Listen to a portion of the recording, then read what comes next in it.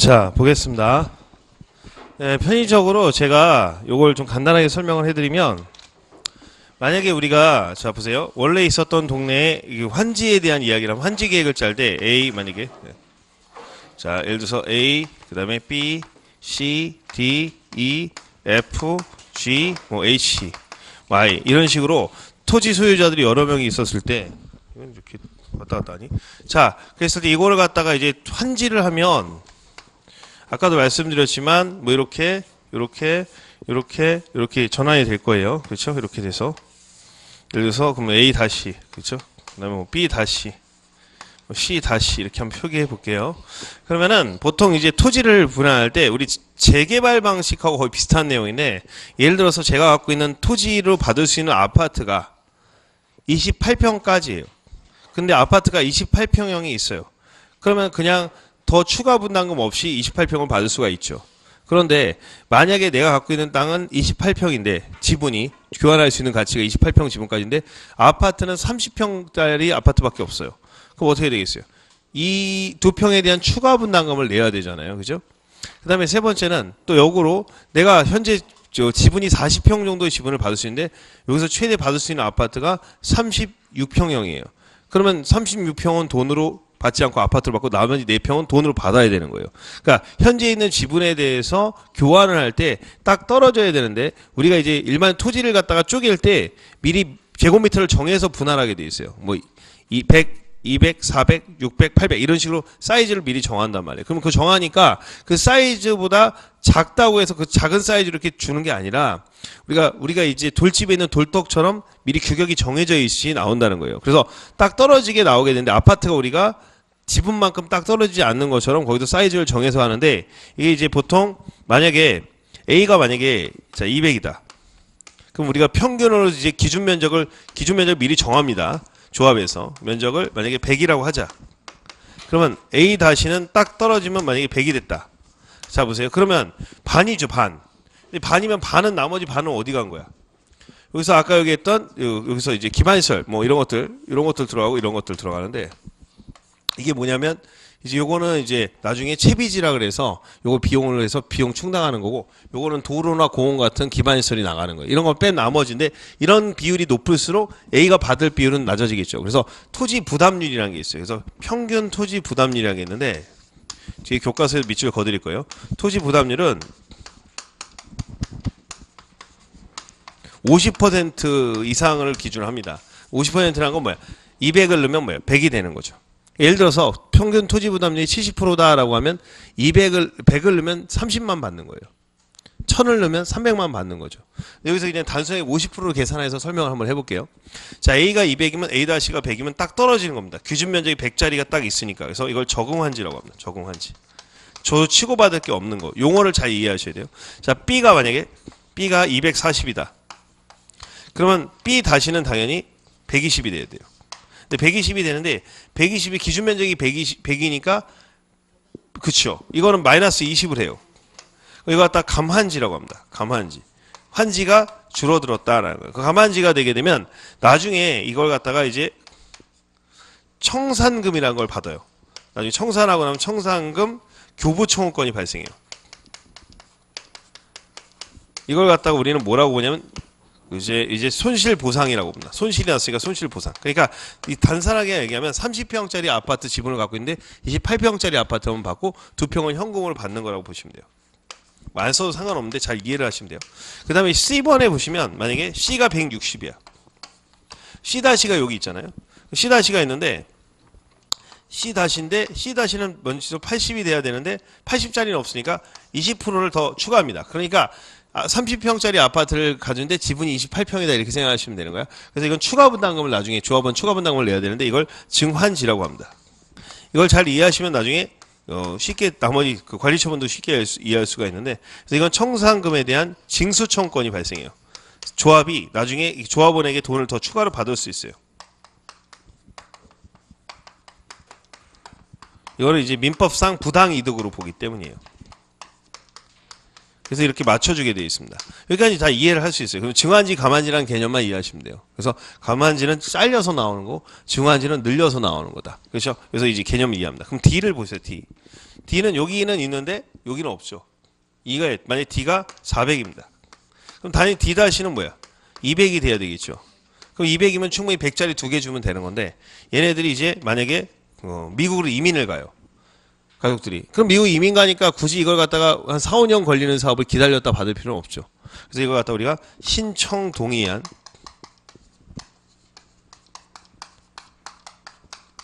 환지 부지정이라고 합니다.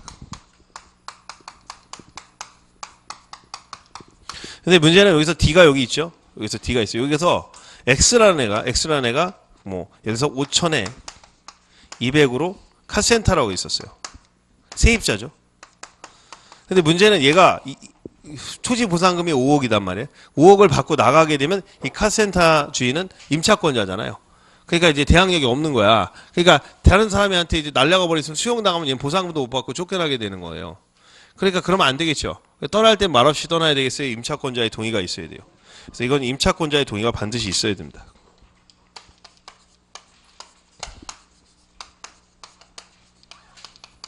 자, 그 다음에요. 자, 여기서 편의상 여기다 F하고 G라고 하겠습니다.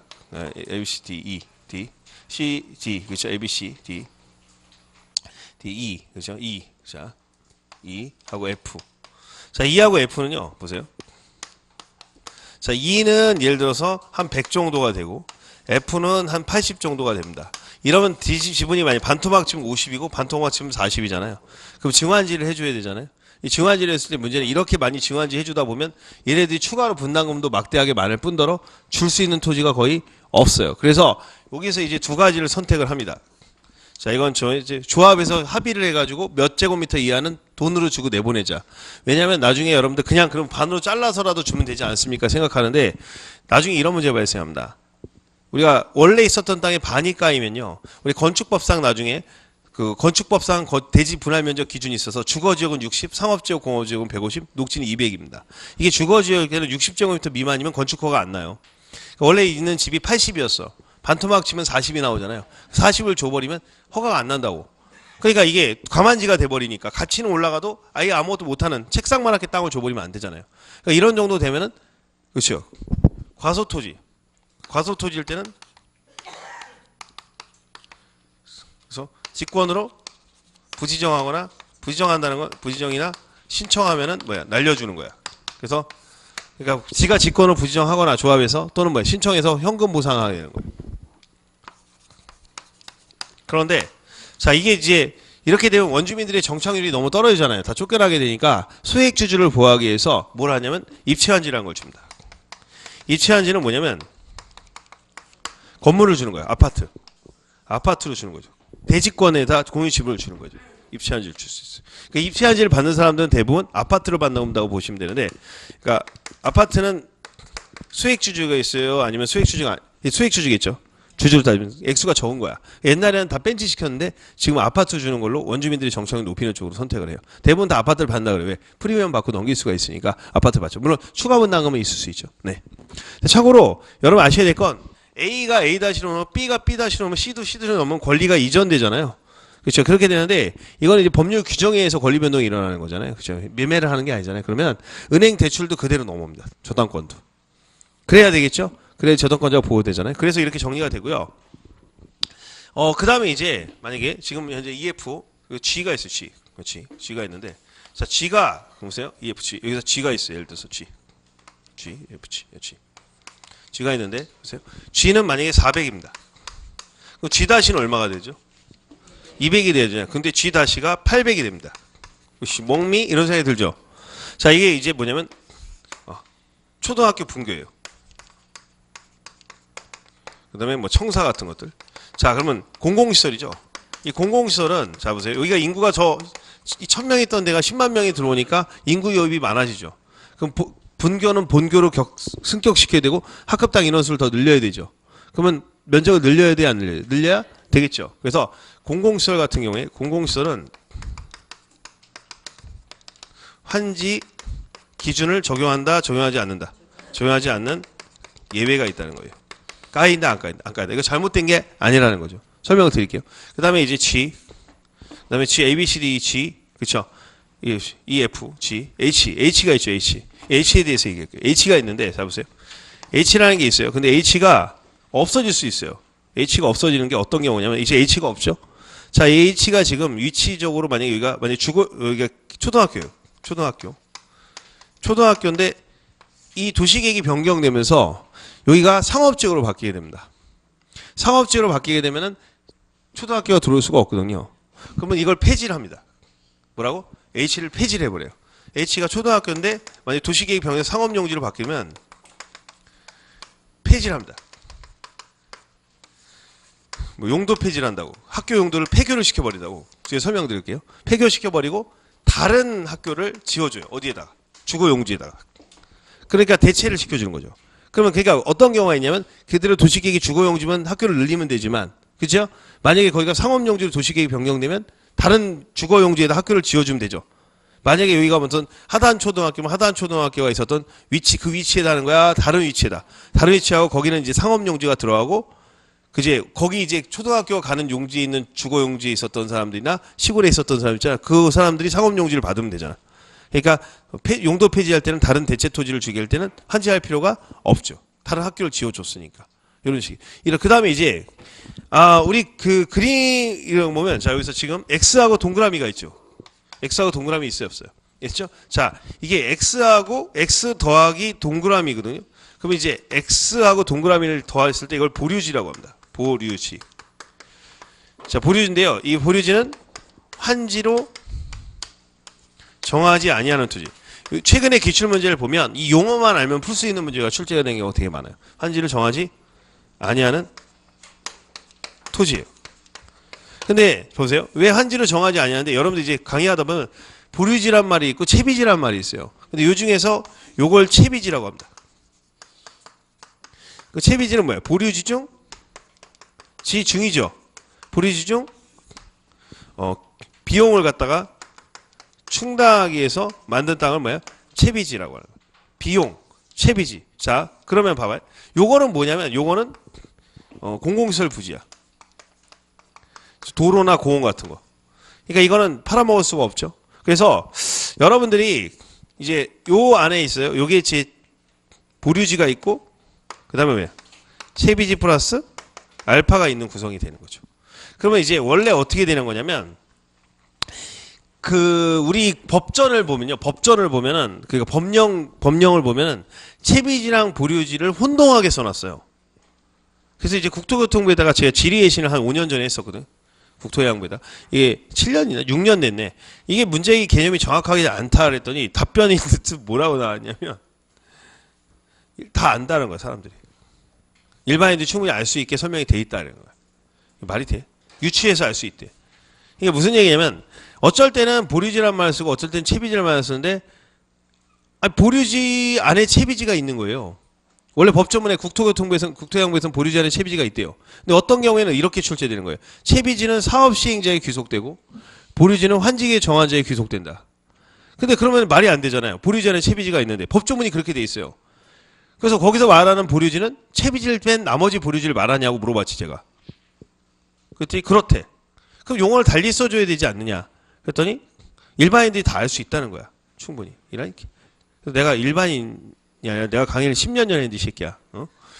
그래서 이제 결론적으로 얘기하면 강의하다가 제가 그걸 설명을 드릴 거예요. 그러니까 알겠죠? 읽다가 이제 법조문을 읽을 거 아니에요. 교과서 읽다 보면 그러면 교과서에 법조문이 써 있으니까 요게 이 의미입니다. 써드릴게요. 그러니까 일반적으로 이제 보류지라고 하면 채비지를 뺀 나머지 보류지를 말하는 경우가 많고요. 채비지라 할 때는 채비지. 근데 시험 문제가 이제 구별할 때 보류지는 사업시행자에 귀속된다. 그렇지 않거든. 보류지 중 뭐야? 채비지만 귀속되는 거야. 그럼 보류지 중 채비지를 뺀 나머지 보류지 있잖아요. 이거는 저희 사업시행 했을 때 일반적으로 누가 하면 관리청에 귀속되는데 뭐라고 하면 법조문에서는 뭐예요? 환지기에서 정한 자에게 귀속된다 이렇게 돼 있어요. 그러니까 뭐 시설관리공단이나 부산시한테 귀속되겠죠. 공원이나 도로 같은 것들 관리해줘야 되니까. 그래서 강의하다 보면 그 부분이 나오게 되는데 결국 신경 쓸 필요 없어요. 설명할 때 해드릴 테니까.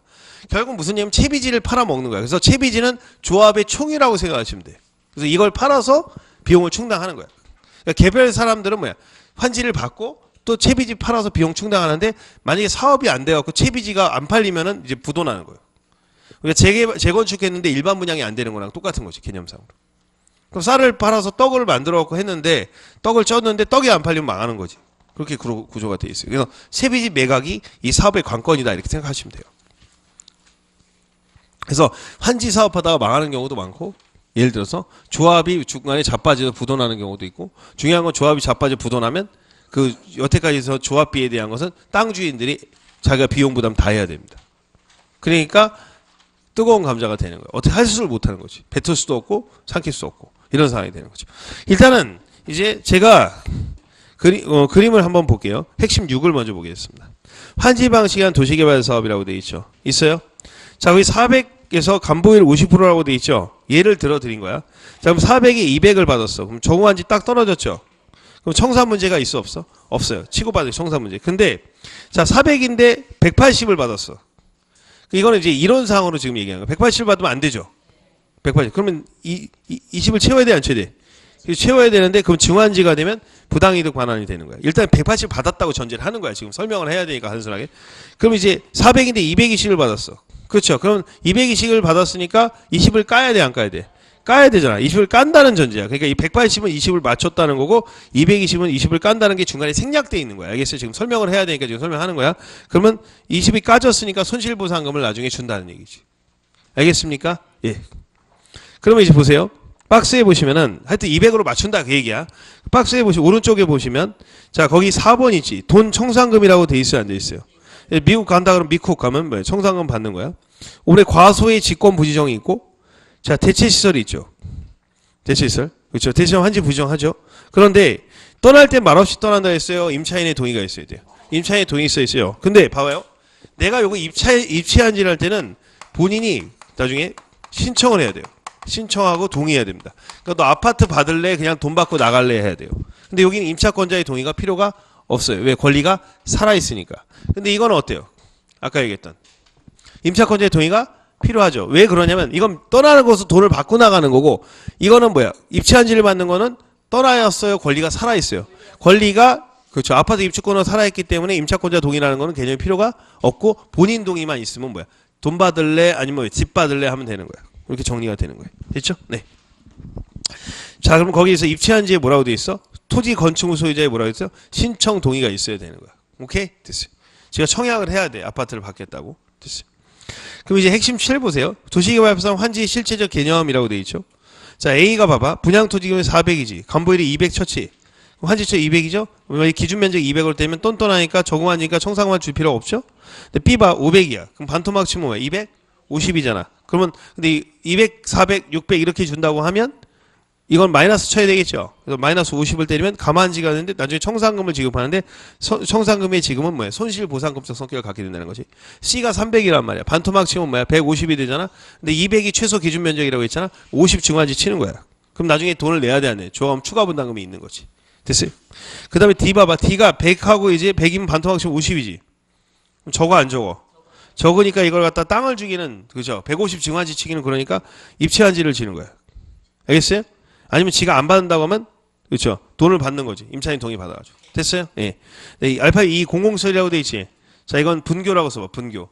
분교는 본교로 승격된다고 했어요, 안 했어요? 반토막 치면 얼마 돼? 150 되잖아. 근데 얼마가 됐어? 400이 되지. 그럼 기준을 적용한다, 적용하지 않는다? 적용 안 하는 거야. 알겠죠? 요거만 보고 이제 파악을 할 수도 있어. 전문가들은 이거 이렇게 환지 계획도가 나오거든요. 보면 이게 무슨 시설인지 딱 보면 나온다고. 알겠죠? 그 다음에 이제 섹션 8에 환지 계획도 있지.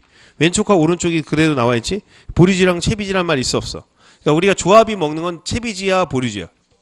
채비지를 먹는다고. 보류지를 먹는 게 아니라. 여기서 말하는 보류지와 채비지를 나눴잖아 지금. 여기서 말하는 뭐예요? 공액수 중에서 동그라미에 해당하는 게 채비지고, 나머지 보류지는 뭐야? 채비지를 뺀 나머지 보류지를 말하는 거라고. 해석상. 알겠죠? 이건 관리청에 기속되거든. 뒤에 설명하겠지만. 됐어요? 그러면 이런 사업은 주로 환지 사업은 누가 하냐면 조합이에요. 뭐라고? 도시개발 조합이 아니라 땅 주인들이 모이는 거야. 땅 주인 한 명이면은 어렵지 않은데 땅 주인 여러 명이 이렇게 조합을 만드는데, 그건 프린트의 핵심 4야. 4에 보면 도시개발 조합에서 224, 230이라고 되어 있죠. 여기 설명할 거야. 자, 칠판 봐요. 제가 이걸 설명한 다음에 교과서의 조합서부터 설명할 거야.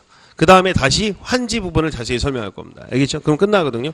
첫 번째는 뭘 할 거냐면 우리가 땅 주인들이 도시개발법상 도시개발 조합을 만들기 위해서는 자 먼저 도시개발 조합을 만듭니다. 조합은 일단은 우리가 최소한의 인원이 있어야 돼요. 최소한의 인원이 있어야 돼요. 최소한 토지 소유자. 토지 소유자의 대표들이 있어야 돼요. 발기인들이 있어. 7명이 있어야 돼요. 7명. 알겠어요? 7명이 확보돼야 되는데 우리가 7명이라는 건 굉장히 중요해요. 왜냐면 우리가 도시개발법상의 조합은 7명이거든요.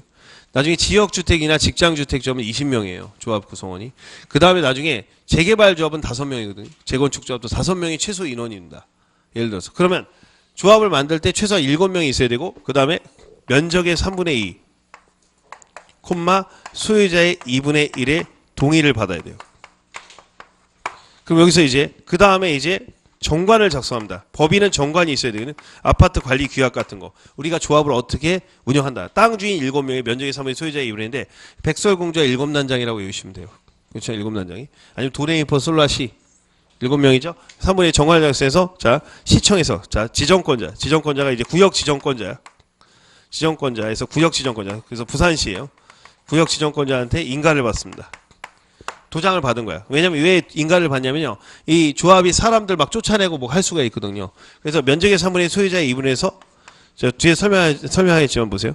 동의를 하지 않는 사람도 있을까 없을까요? 동의를 안 하는 사람도 강제로 조합원이에요. 알겠죠? 강제로 조합원이 되는 거야. 동의 안 해도 강제로 끌려가는 겁니다.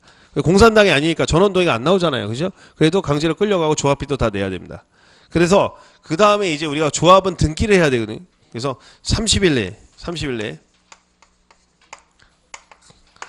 주된 사무소 소지 등기해야 성립합니다. 등성. 인가 성립이야 등기 성립이야. 자, 산 등정의 어몽길 대장이 성공했다. 해서 등성이야. 등기해야 성립해. 법인은 다 등기를 해야 되거든. 자, 그러면 이제 조합을 뽑게 되면 조합이 제일 높은 사람이 조합장이고요. 이사하고 감사로 구성되는데 이건 좀 이따 설명할게요. 이게 이제 임원진이라고 합니다. 임원. 설명했고요. 자, 보세요.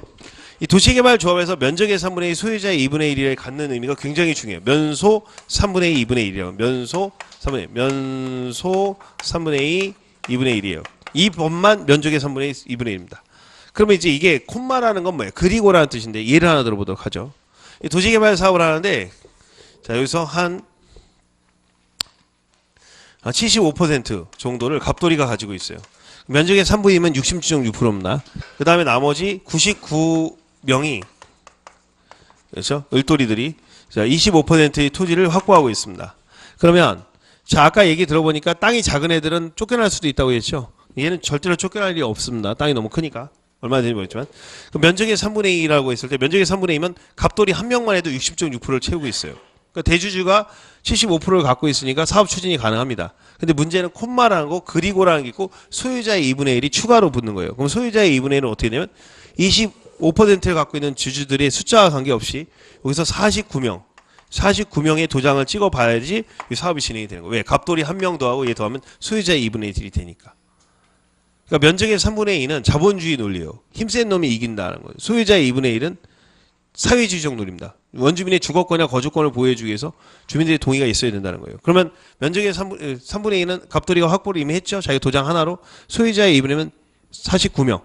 자기까지 하면 딱 50명이 돼야 되니까 그 사람들한테 각종 혜택을 주겠다고 해서 도장을 받아야 되는 거야. 그런데 여기서 면소 3분의 2분의 1에서 면적의 3분의 1 소유자의 2분의 1인데 실제 실무에서는 소유자의 2분의 1을 도장을 받다 보면 면적이 3분의 2가 되면 되는 거야. 원래는. 한동이 그렇게 많이 가질 일은 별로 없으니까. 그리고 집주인들이 많으니까. 그러면 결국은 무슨 얘기냐면 이 도시개발법은 도시개발 사업을 원활하게 하기 위한 게 목표예요. 근데 원주민들이 참 피해를 볼 수 있으니까 동의를 받겠다는 거고 나중에 도시 및 주거환경 정비법에 가면 소유자의 4분의 3 면적의 2분의 1입니다. 그러니까 거기는 면적을 높인다 아니면 소유자가 더 중요하다. 재개발 재건축은 원주민들이 살고 있는 경우가 많기 때문에 원주민의 주거권 거주권을 보호하는 게 목표이기 때문에 소유자의 동의가 절대적입니다. 뭐 막 단순하게 그러면 면적의 3분의 2 소유자의 면소 3분의 2분의 1은 오로지 뭐예요? 개발법에서만 쓰는 거예요. 그렇기 때문에 시험에서 자주 나오는 겁니다. 면소 3분의 2분의 1은. 나머지는 정비법이나 이런 데는 소유자의 4분의 3 면적의 2분의 432일이거든요. 그러니까 단순하게 보면 개발법은 면적 기준이고 굳이 따지면 면적 우선이고 정비법은 대가리 기준이다. 이렇게 외워도 됩니다. 머리 기준이. 그래서 나중에 문제 풀다 보면 헷갈릴 때는 이건 개발법이라고 하면 면적 기준이니까 면적 비율이 더 높으면 돼요. 그러면 일단 거기까지 설명 들어갔습니다. 그러면 이제 조합을 일단 만들었어요. 그러면 여기서 중요한 것은 여기 나머지 중에서 49매에 속하지 않는 사람도 있어요. 을돌이라는 애가 있는데 얘는 동의를 안 했어. 동의를 안 해도 강제로 조합원이 되는 겁니다. 알겠지? 왜? 여기 땅만 가지고 있으면 동의 불문하고 소유자가 되는 거예요. 그래서 어린애든 막 태어난 놈이든 상관없어요. 전과자든 상관없습니다. 그 다음에 이제 조합의 임원은 조합장, 이사, 감사로 구성되거든요. 근데 조합장, 이사, 감사인데 조합장은 조합을 다 총괄하는 사람이 제일 높은 사람이죠. 그래서 이 사람이 제일 비리를 많이 저지르고 이사는 뭡니까? 조합장의 오른팔, 왼팔들이 되는 거고요. 근데 감사는 조합장이나 이사가 해먹는지 확인하는 사람을 뭐라고 한다? 감사라고 하죠. 그럼 감사가 지적을 하죠. 당신 이런 식으로 해가지고 하면 함부로 이렇게 비리 저지르면 되겠어요? 그러면 너 1,000,000원 먹어라. 예, 감사합니다. 그래서 감사냐? 그건 아닙니다. 감사. 그래서 조합장, 이사, 감사 구성하고요. 어디든 다 그래요. 아파트도 그렇고. 자, 그럼 이제 보겠습니다. 그 다음에 이제 사람들의 숫자가 해서 다 전체 조합원들 전체를 모이는 걸 총회라고 합니다. 총회. 중요 부분을 정의할 때는 총회를 열게 돼 있어요. 이 총회는 필수 기구입니다. 그러니까 입주자 전체가 다 모이는 걸 갖다가 총회라고 하는 거야. 필수고. 그 다음에 사람들이 맨날 다 이렇게 모일 수가 없잖아요. 그러니까 필요하다면 대의원회를 구성할 수 있어요. 임의적입니다. 대의원회 구성. 그러니까 이거는 아파트 동대표를 뽑는다는 뜻이에요. 그래서 50명 이상일 때는 대의원회를 구성할 수가 있습니다. 이게 왜 주민을 갖냐면, 그러니까 대의원이라는 건 10대 1의 비율로 하는데, 만약 100명이다 그러면 100명 중 10명이 의사결정을 하면 통과되는 거야. 그러니까 원래 구성이 어떻게 되어 있냐면 이사회가 있고 대의원회가 있고 총회가 있는 거야. 구성적으로 이렇게. 그러니까 총회 애들이 사람들이 제일 많은 거고, 주주총회. 그 다음에 대의원회는 그 중에 일부 대표를 먼저 뽑는 동대표. 그 다음에 몇 명, 회장님, 일당 이렇게 구성이 되어 있는 거거든. 그러니까 아주 중요한 부분들은 총회를 거쳐야 돼. 정관의 변경이나 이런 것들. 별로 안 중요한 건 대의원회를 거치면 돼. 정말 별로 안 중요한 건 이사회만 통과하면 되는 거지. 지네들끼리 결정하는 거지. 그랬을 때 시험에서는 대의원회를 구성하는 건 개발법에서는 임의적이죠. 50명 이상은 구성하는데 나중에 도시및 주거환경 정비법, 재개발 재건축에서는요. 100명 이상이면 대의원을 필수로 구성해야 됩니다. 개발법이 먼저예요? 정비법이 먼저예요? 개발법. 그래서 50보 100보 이렇게 외우시면 돼요. 50보 100보. 50명 이상 할 때는 개발법, 100명 이상 할 때는 정비법. 그래서 대의원회 구성하고 웬만한 건 이제 반장들이 결정한다. 반장 모임이 결정한다는 거고. 그다음에 이제 나중에 총회하고 대의원회 중에서 그렇죠. 대의원회가 나중에 설명해서 대의원회가 총회를 대행할 수 없는 것들이 있어요. 그건 나중에 설명하겠습니다. 반드시 총회를 거쳐야 된다는 거죠. 다시 얘기하면 반드시 총회를 거쳐야 되는 사항이 있어요. 뒤에 설명할 거고. 자, 그러면 이제 대충 이렇게 설명이 되면 우리 프린트를 보겠습니다. 프린트에 보면 핵심 4가 있어요. 핵심 4에 보면은 뭐가 있냐면 도시개발 조합이라고 되어 있죠. 자, 조합의 설립. 구역 안에 토지 사유자 7명 이상이 정관을 작성해서 지정권자 인가를 요한다. 이렇게 되어 있죠. 자, 토지 소유자의 동의라고 되어 있어요. 자, 토지는 면적이 3분의 2 이상 과에다 동의하시고 소유자 2분의 1, 면소 3분의 2분의 1 동의를 받아야 됩니다. 그 다음에 동의 받으면 성립되는 것이 아니고 설립 등기, 주된 사무소에 30일 등기해서 30일 등기하면 성립, 등성입니다. 등기가 성립, 법인이기 때문에 등기가 성립합니다. 조합의 성격은요, 법인입니다. 왜? 법인이니까 등기를 하는 거죠. 근데 우리가 배울 때 민법에서 보면은 민법 총칙에 처음에 보면 인이라는 게 나와요. 인은 자연인과 법인으로 나누는데 민법에서 나오는 인은 두 가지가 있어요. 자연인과 법인인데 법인은 또 사단법인과 재단법인을 둘로 나누는데 재단법인은 이제 돈으로 만든 거고 사단법인은 사람이 뭉치는 건데 이 재단법인은 100% 비영리입니다. 그리고 사단법인은 영리 또는 비영리 둘 다 같이 갈 수가 있어요. 근데 이렇든 저렇든 간에 이거는 민법이 아니라 공법이잖아요. 그래서 공법에서 법인을 지금 만들었는데 이거 공법상 비영리 법인을 보지만 민법에서는 사단법인에 관한 규정을 준용해요. 왜? 돈을 뭉친 거야? 사람을 뭉친 거야? 사단을 준용하고요. 법률행위를 해야 되니까. 조합원 등, 조합원은 도지간의 토지 소유자, 동의하지 않은 사람도 강제로 가입한다. 막 태어난 신생아도 부모님이 돌아가셨다 하면 조합원이 되는 거고 부산 교도소에 죄송합니다. 복역하고 있어도 조합원이 되는 거야. 죄송합니다. 근무하시는 분들은 좋으신 분들이죠. 예. 슬기로운 감방생 하신. 자, 미성년자도 조합원은 가능합니다. 근데 조합의 임원은 되지 못한다. 이렇게 돼 있죠. 이게 무슨 말이냐면, 자, 원래 조합의 성격과 조합 임원의 자격이 달라요. 예를 들면, 조합원의 성격은요, 그냥 살아있으면 조합원인 거야. 알겠죠? 그러니까 내가 미국 가서 연락이 안 돼도 조합원, 땅 주인이면 조합원인 거야. 그 다음에 신생아도 조합원, 그 다음에 감옥에 있어도 조합원이야. 자격을 묻지 않아요. 미친놈도 조합원. 땅만 있으면. 왜? 동의 안 하지 않아도 강제로 조합원이 되니까. 근데 중요한 건 조합의 임원이라는 것은 조합장 이사 감사는 뭘 해야 돼요? 법률행위와 사실행위를 해야 되죠. 그러면 선의의 제3자를 보호하고, 그리고 어떤 또 그 사업의 행위를 해야 되니까 멍청한 사람이 이상한 사람들은 돼야 안 돼요. 무능력자는 안 될 거 아니에요.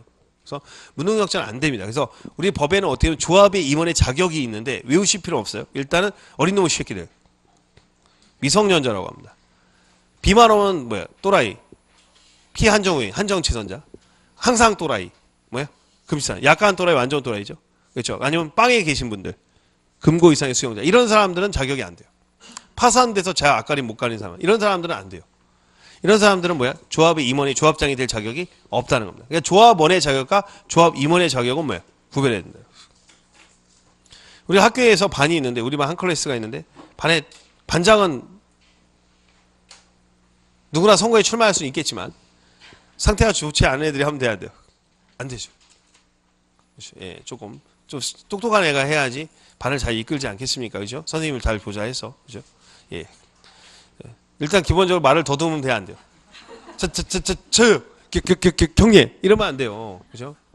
예? 무슨 버퍼링 하는 것도 아니고. 안 되겠죠? 그러니까 얘는 잘 선생님 말씀 잘 알아듣고, 그렇죠? 글을 일단 알아야 되고, 그렇죠? 이렇게 알아야 되겠죠. 네, 그럼 좋아요. 그래서 반장을 뽑을 땐 똑똑한 애 뽑는다 그 얘기야. 근데 봐봐요. 우리가 일단 반장이 되려면 어떻게 되죠? 우리 반이어야 되죠. 그러니까 그러면 임원을 뽑을 때 조합장 이사 감사를 뽑으려면 기본적으로 조합원 중에서 뽑는 겁니다. 아파트 입주자 대표 회장은 뭐 입주자 중에서 뽑는 것처럼. 그 다음에 이제 이런 경우가 있어요. 시험 문제 풀 때.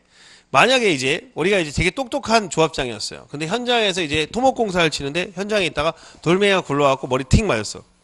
그럼 그 다음 날부터 침 질질 흘려. 이렇게 했어. 그럼 조합장을 해 못해? 못하죠. 그래서 침 질질 흘리는 다음 날부터 자격을 상실합니다. 그날이야 다음 날이야. 다음 날. 이게 왜 다음 날이 중요하냐면 개발법은 항상 미래인데요. 다 다음 날이 굉장히 많이 나오는데 정비법은 그날부터 자격을 상실하게 돼 있어요.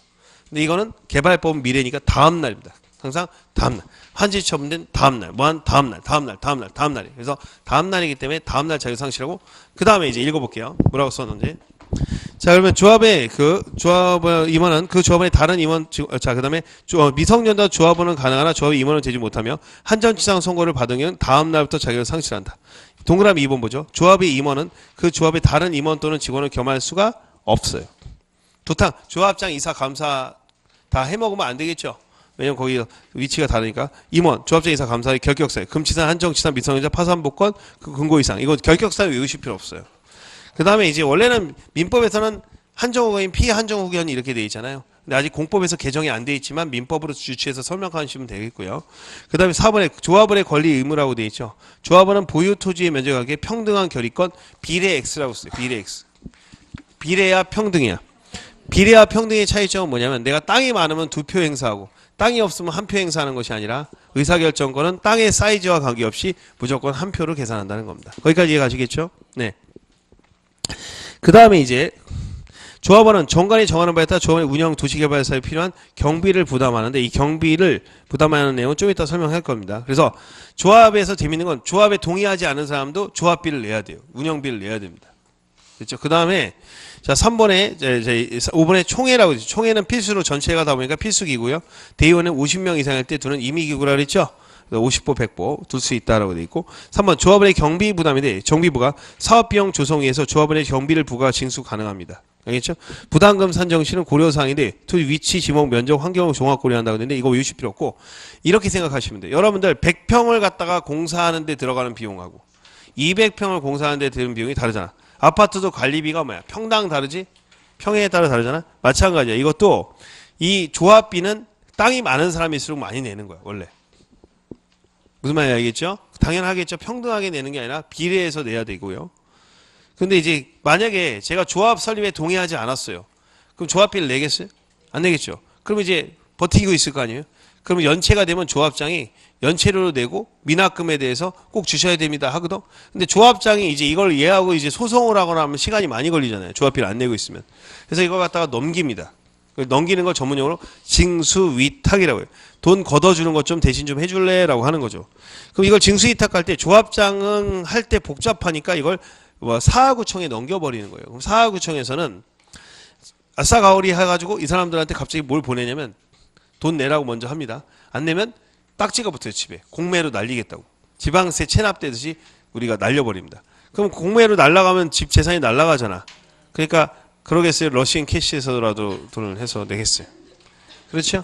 예, 그렇게 해야 된다. OK 저축은행에서 빼서라도 내야 된다는 얘기입니다.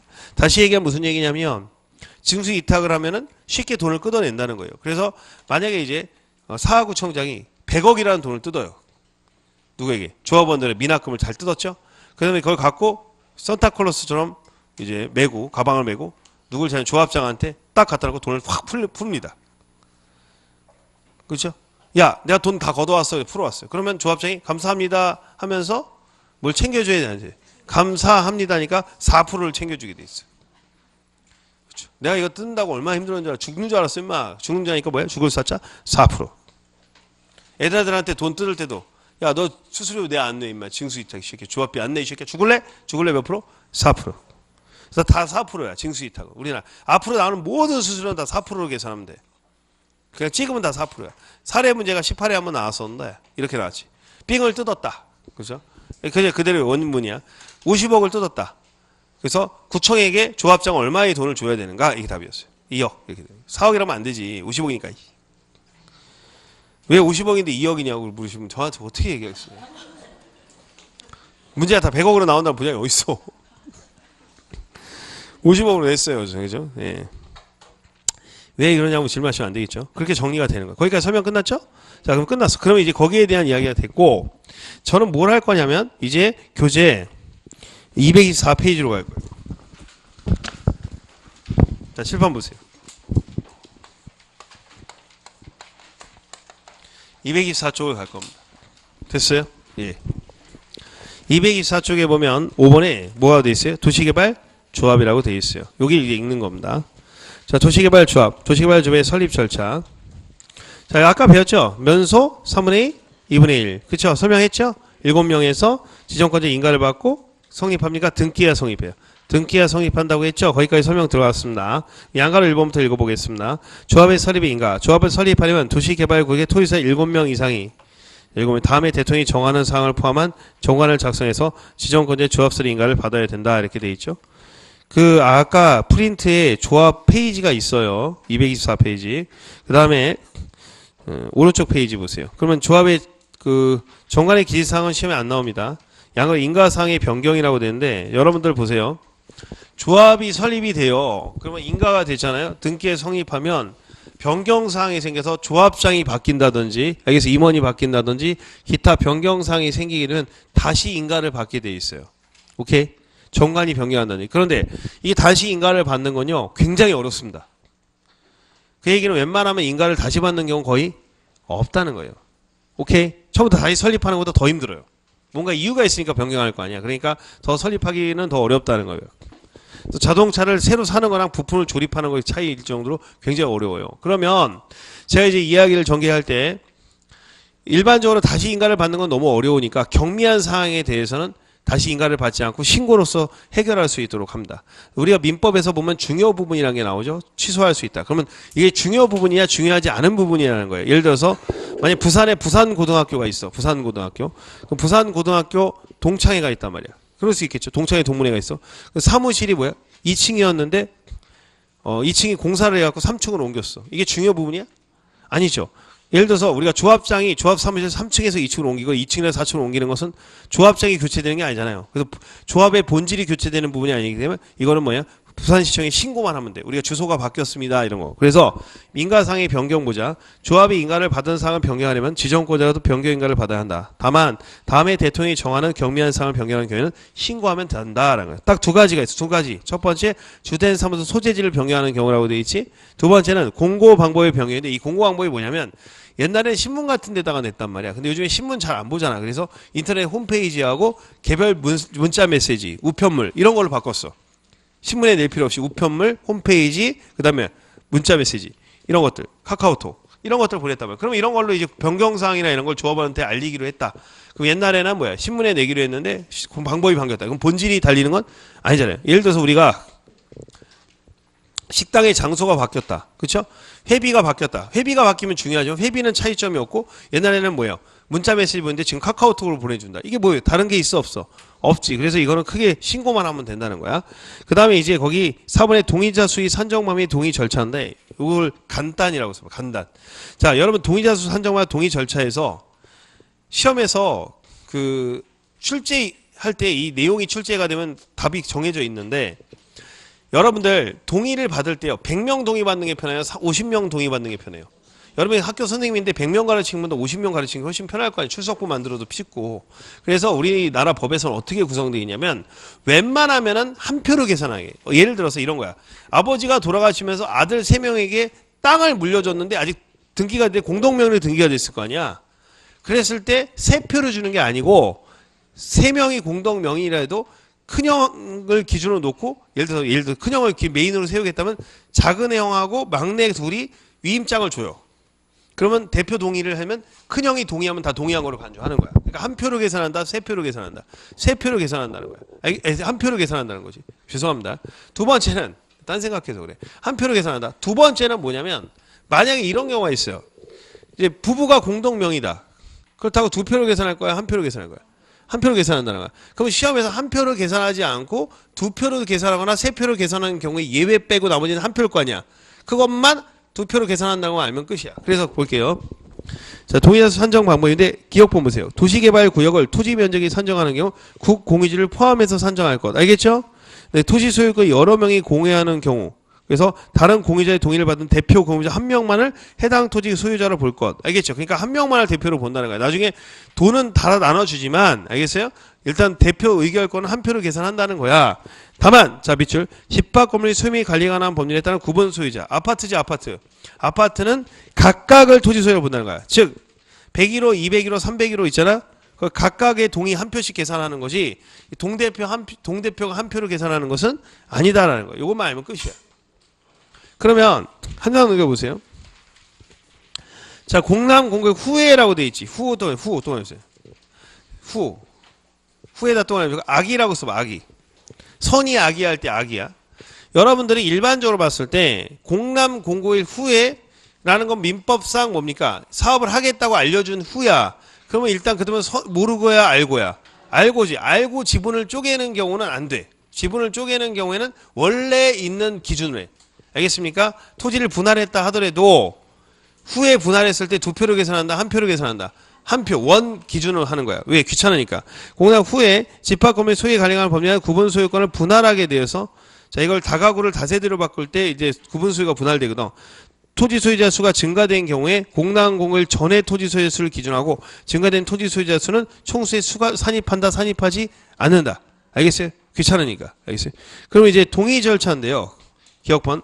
국공유지를 제외한 전체 사유 토지 면적의 토지 소유자의 동의 요건 이상으로 동의를 받은 후 그 토지 면적 및 토지 소유자 수가 법적 동의에 미달되긴 경우에는 국공유지 관리청의 동의를 받아야 된다. 이 얘기가 있죠. 이게 무슨 말이냐? 자, 설명을 해볼게요. 여러분들이 네.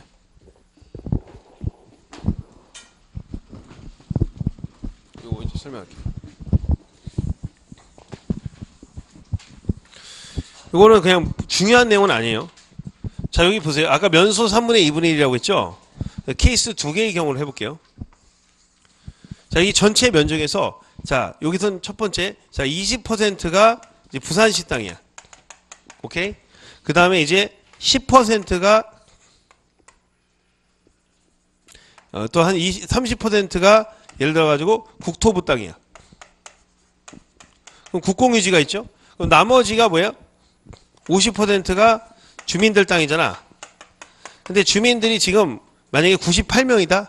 그럼 부산시도 한 표로 계산하고 국토부도 한 표로 계산해. 그럼 전체가 뭐야? 100명이지? 예를 들어서 100명의 면적의 3분의 2, 소유자의 2분의 1이잖아. 얘네들 다 98명 동의하면 얘네 동의 없이도 뭐야? 소유자의 뭐야? 2분의 1은 확보되지? 그렇잖아요. 그런데 면적이 3분의 2가 안 나오잖아. 66.6%가 나와야 되잖아요. 그럼 어떻게 된다? 부산시 동의를 받으면 70%가 되지. 국토부의 동의를 받으면 80%가 되지. 둘 중에 한 사람만 동의 받으면 돼. 무슨 말인지 알겠죠? 그런데 이제 케이스가 이런 경우가 있어요. 그러면 일단은 국공유지 동의가 없으면 사업이 추진될 수가 없지. 무슨 말인지 알겠어요? 그런데 만약에 그냥 만약에 이제 봐봐. 이렇게만 돼 있고 80%가 뭐야? 주민들 땅이고 20%가 부산시다? 그럴 수 있어 없어? 있죠. 그럴 때는 이 부산시의 동의 없이도 66이 나와 안 나와? 나왔을 땐 동의 없이 가면 되는 거야. 무슨 말인지 알겠죠? 근데 그러니까 흑기사 개념이야. 부산시가 없으면 안 될 때는 부산시가 포함해서 한 표를 계산해서 해서 동의를 받아야 되지만 부산시 없이도 뭐야?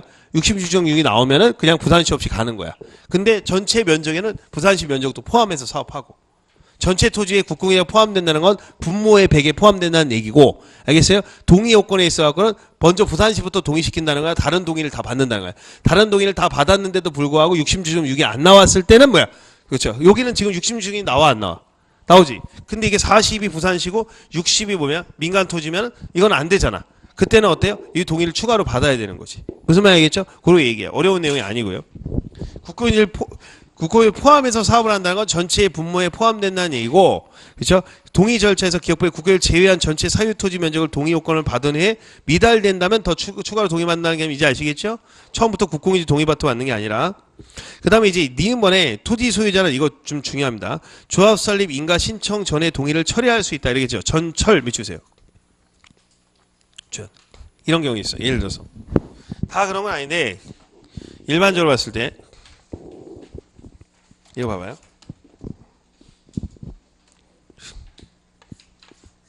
이 동네가 이렇게 돼 있어. 근데 도시개발 사업을 하는데 현재 주택이 많이 있다. 근데 여기는 빌라촌이야. 빌라촌이고 여기 조합장 한다는 놈이 하나 있어. 조합장 예정하는 놈 하나 있고 이 동네는 빌라촌이 아니라 단독촌이야. 이렇게 돼 있어.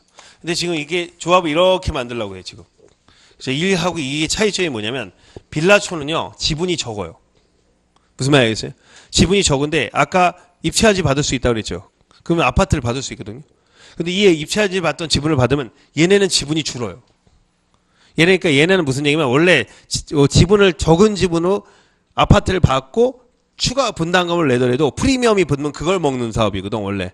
알겠어요? 그런데 여기는 단독주택 용지는 상가를 받든지 집 두 채를 받든지 하지 그러니까 결론적으로 얘기해서 만약에 지금 40인데 30이 하나 받고 8은 현금 받고 이런 구조야.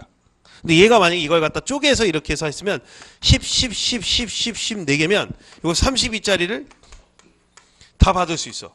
4개를. 알겠어요? 그 다음에 나머지 이건 추가 분담금을 내긴 하겠지. 근데 얘네들은 뭐 돈을 더 받는 건 아니잖아. 근데 이게 훨씬 더 프리미엄이 많이 붙어. 알겠죠? 여기는 다 쪼개놨어, 안 쪼개놨어? 쪼개놨죠. 그럼 얘네들이 이 사업을 하면 얘네들이 개발이익이 줄어, 실제로. 그러면 원래 이론상으로 그렇거든. 그러면 어떻게 해야 돼? 근데 우리 아버지가 여기 살아. 우리 아버지가 이제 그 동네 사람들이 이제 뭐 좋게 다니까 도장 빡 찍은 거지. 무슨 말인지 알겠죠? 아버지가 나한테 이제 얘기를 한 거지. 야, 이게 서류가 이렇게 해서 내가 도장을 찍었는데 이거 좋은 거지? 아파트 좋아진다고 하고 뭐 받을 수 있대더라 그런 거죠. 어이가 없네, 씨. 그죠? 딱 봤죠? 보니까 아, 이쪽 사람들이 먹힌 거야. 여기 업자가 들어서 알 받고 들어온 거야. 작업하려고. 예? 그러니까 여기 이제 들어왔을 때 이미 조합비는 한 6개월, 7개월 써서 뭐 몇 억씩 지금 돈이 들어간 상태가 되는 경우, 비용이 들어가고 막 이런 상황이 되면 이게 골치 아파요.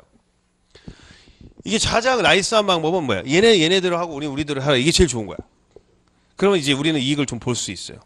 근데 이게 같이 묶여지면 안 되거든. 그럼 난 못하겠다. 철회하겠다고.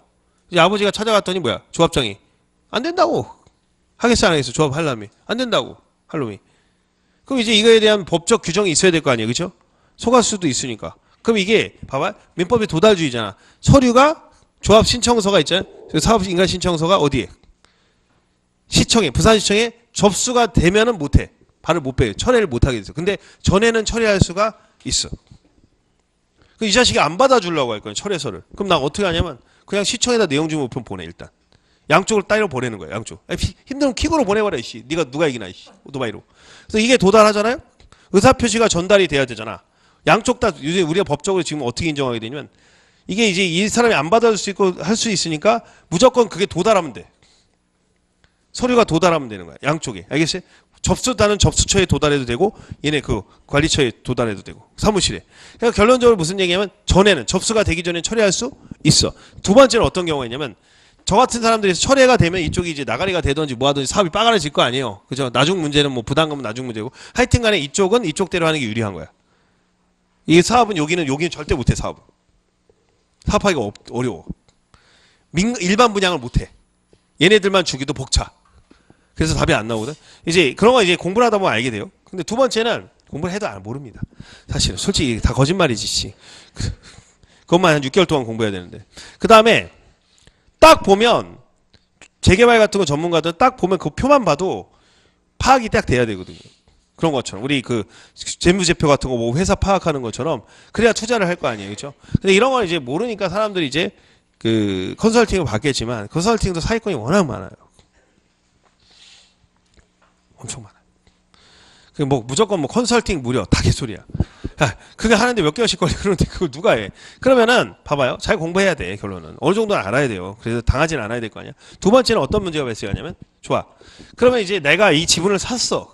어리버리가 다른 사람, 우리 아버지 말고 다른 분이 샀어. 동의한 사람의 도장을 샀단 말이야. 그럼 처리할 수가 없잖아, 원리적으로. 동의를 전제해. 그러나 서류가 아직 접수되지 않았으면 처리할 수 있어. 알겠죠? 예. 자, 거기 보자. 이게 중요한 거예요. 전에 처리할 수 있냐 없냐가 시험에 출제됐어요. 그래서 자, 니은번에 도지 소유자는 조합 설립인가 신청자의 동의를 처리할 수 있다. D급번 봐봐. 조합 설립에 동의한 자로부터 토지를 취득한 자는 조합에 동의한 것으로 본다. 다만 토지를 취득한 자가 조합 설립인가 신청 전에 동의를 처리할 때는 그러하지 아니하다. 이렇게 되는 거예요. 알겠어요? 그 다음에 리일번은 X표 치세요. 리일번은 뭐야? 동의 철회서를 제출하는 거에 대한 내용이거든. 그거 외우실 필요 없이. 당연히 서류 제출하지 카톡을 보내겠냐? 됐죠? 그래서 그 다음에 5번의 조합의 법인격부터 보는 거야. 그러니까 전에 처리할 수 있다 없다가 포인트야. 알겠죠? 기출문제 2번이나 나왔고 조합의 법인격. 왜냐면 이 법이 없었어 옛날에. 봐봐. 거기 이제 니은번에 보면 아까 동그라미 2번에 니은번 있죠? 하고 니은번에 시행령 31조 제2항이라고 돼 있지. 2항이 없었다고. 근데 이게 법적 분쟁이 계속 생기니까 2항이 생긴 거예요. 그러니까 출제위원이 출제를 한 거야. 처리할 수 있는 시기. 일단 한 번 동의는 영원한 동의냐. 그렇지는 않더라는 거야. 그래서 시점을 정해준 거고 5번에 조합의 법인격이라고 해서 법인을 한다. 조합에서 설립인은 30일 등기에 성립한다고 했죠? 네.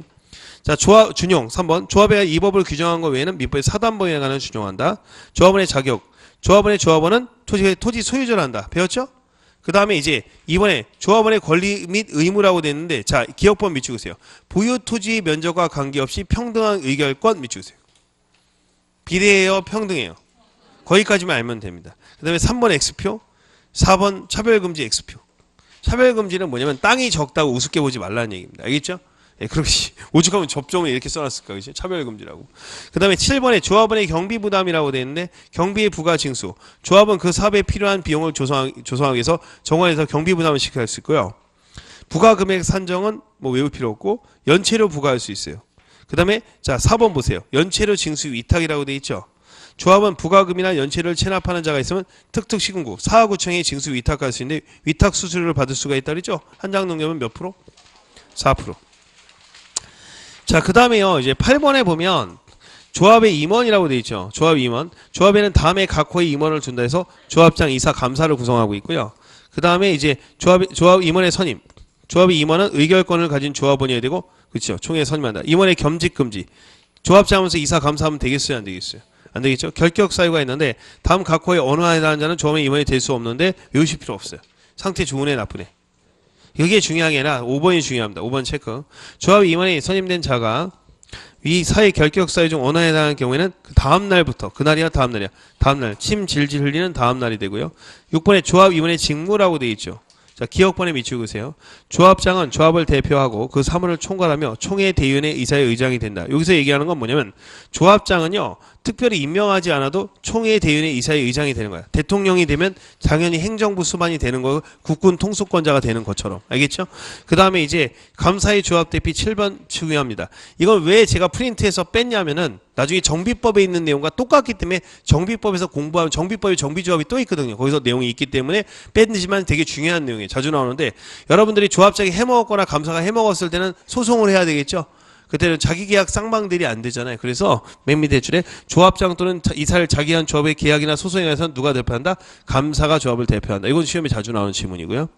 그 다음에 이제 8번은 외우실 필요 없고 그 다음에 9번에 총회 의결사항인데 X표 치세요. 총회 의결사항은 시험에 안 나옵니다. 총회에서 다 의결하겠지, 그지? 그 다음에 10번에 대의원회라고 돼 있나요? 대의원회 임의기구. 자, 의결권을 가진 조합원의 수가 몇 명? 50명 이상일 때는 대의원을 둘 수 있다. 이렇게 돼 있죠. 자, 대의원의 수는요.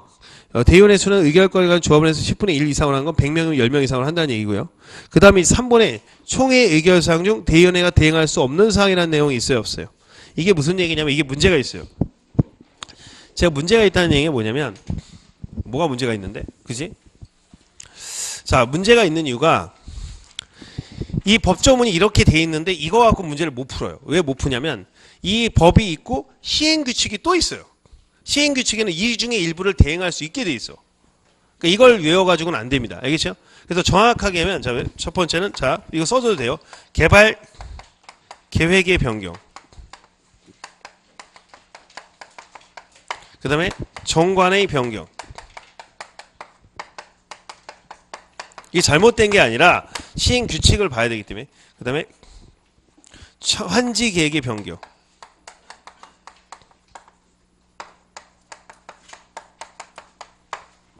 임원의 선임 변경.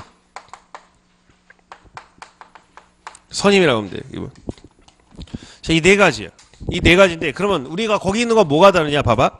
거기 보면 첫 번에 정관의 변경이 있죠. 근데 개발계획 및 실시계획 수립 변경이라고 돼 있죠. 근데 원래 법조문에 어떻게 되면 시행규칙이면 실시계획은 대의원회가 결정할 수 있게 돼 있어. 총회 의결 거치지 않고. 그러니까 법에는 이렇게 돼 있지만 시행규칙이 또 특례가 있기 때문에 개발계획까지만 뭐야? 총회를 거쳐야 돼. 알겠죠? 환지계획 됐죠? 환지계획 됐죠? 환지계획. 그 다음에 조합 임원의 선임 거기까지만 보면 돼. 그러면 한 장 넘겨보세요. 그 조합의 합병 또는 해산이라고 돼 있죠. 이거 왜 빼느냐? 이거는 어떻게 돼 있냐면 조합이 중간에 자빠지는 경우 있어요, 없어요? 자빠지면 해산해야 되잖아. 근데 사업이 다 끝나도 해산할까요, 안 할까요? 하죠. 그러니까 우리가 이제 중간에 사업이 청산돼서 중간에 사업이 자빠져 해산되는 경우도 있고 사업이 다 끝나서 아름답게 끝나는 경우도 있죠. 아름답게 끝날 때 해산할 때는 총회를 안 열습니다. 근데 중간에 자빠졌을 때는 분담금이나 이런 거 해야 되니까 총회를 열어야 돼요. 그러니까 출제위원이 이거를 할 때는 좀 조심해야 되거든. 이 네 개만 외우시면 거의 문제를 풀 수 있어. 그래서 자, 그래서 우리가 외우실 때는 이걸 다 외워야 되는데 자, 공법이 개정이 많이 돼야 안 돼요. 그렇죠? 자, 보세요. 조합 임원의 선임 해임. 자, 그래서 이걸 선임, 이거 1번에 선임, 그래요. 선생님, 선임, 선임. 아, 공법 너무 개정돼서 환장하겠어요. 끝. 됐어요? 자, 보세요. 선임, 공법 너무 개정돼서 환장하겠어요. 그렇죠? 네, 이게 뭐예요? 총회의 의결을 거쳐야 되는 거야. 개발계획의 변경, 정관의 변경, 임원의 선임, 환지계획 변경. 이 네 가지가 뭡니까? 시험에서 출제가 되는 부분이에요. 참고를 알아놓으세요. 예, 그런데요, 나중에 이제 여러분 유학집에서는 아주 자세히 설명하겠지만, 선생님, 개정돼서 환장했어요. 그렇죠? 총회를 열어야겠네. 자, 그러면 이제 이 네 가지는 뭐냐면, 반드시 총회를 거쳐야 되는 거예요. 예외가 없어. 여기서 기억해 놓으시고. 그러니까 예를 들어서 이런 거예요. 기출문제가 어떻게 출제되냐. 이걸 물어보는 문제가 한번 출제됐고, 두 번째는 이렇게 푸는 거야. 감사의 선임은 대의원에서 할 수 있다. OX. X. 감사는 임원이잖아. 그렇죠. 감사 임원이니까 임원의 선임은 총회를 거쳐야 돼, 안 거쳐야 돼? 총회를 거쳐야 돼요. 보통 이런 경우가 있거든. 조합장이나 이사가 막 해먹는데 감사가 뭐야? 못하게 해먹잖아. 그럼 감사 잘라야 돼, 안 잘라야 돼? 잘라야 되니까 대의원회에서 그냥 난리를 벌일 수 있었는데 법이 바뀌었어. 감사 교체하려면 총회를 열어야 돼, 안 열어야 돼? 내가 아파트 입주자 대표이란 말이야. 근데 내가 입주자 회장이나 분녀회장이 막 해먹으니까 내가 감사가 막 뭐 이의제기 할 수 있어, 없어? 이랬더니 나를 잘라버려. 그럼 돼, 안 돼? 나를 자르려면 뭘 해야 된다? 입주자 총회를 해서 전체의 투표를 해서 나를 날려야 되는 거지. 그럼 내가 소명하겠어, 안 하겠어? 이 자식들 해먹었다 이렇게 할 거 아니야, 그렇죠? 예, 그렇게 정리하는 겁니다.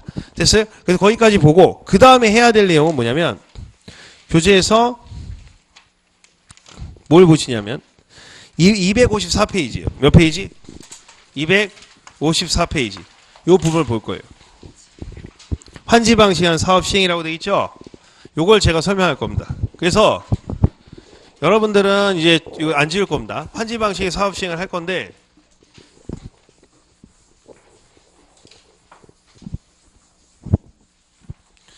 환지 사업에 대한 절차 아까 배웠던 거 있죠? 요 용어에 대한 설명을 해드리면서 진행할 거예요. 알겠죠? 똑같은 내용 또 복습하는 거예요. 좀 쉬었다 하도록 하겠습니다. 예.